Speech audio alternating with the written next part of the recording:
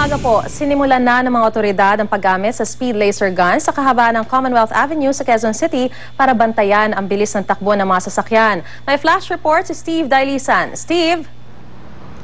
Simula kaninang alas 7 ng umaga hanggang sa mga oras nito ay aabot na sa higit 200 sasakyan yung naitalang lumabag dun sa itinakdang maximum speed limit na 60 kilometers per hour dito sa Commonwealth Avenue na tinaguriang Killer Highway. Hanggang sa mga oras na ito, Maris, ay patuloy pa rin yung pagbabantay nitong mga enforcers ng MMDA Traffic No Physical Contact Policy Program at kanilang ang ginagamit itong laser speed gun para bantayan itong mga humaharurot na sasakyan. Bagamat may malinaw, Maris, na signage na nakakalat dito sa kalsada, marami pa rin talagang motorista yung pasaway, pero wala na silang kawala ngayon, lalo't may hawak na malinaw na ebidensya ang MMDA sa kanilang paglabag. Bukod kasi, Maris, sa pagsukat ng bilis, may video recording din ng speed gun, kaya di may kakaila ng mga pasaway na motorista yung kanilang violation. Calibrated din, Maris, yung ginagamit na laser speed gun ayon sa MMDA, kaya sinisiguro nila yung accuracy ng kanilang bagong gadget.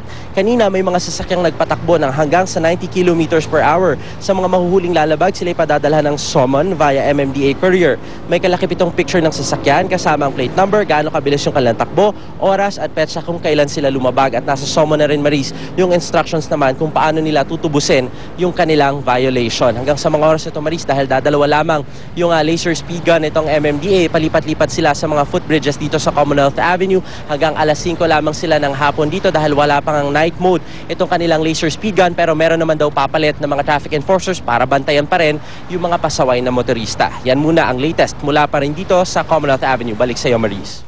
Maraming salamat, Steve Dailisan. Mula sa Tahanan ng Katotohanan, ako po si Mariz Umali. Pagpabalik-balik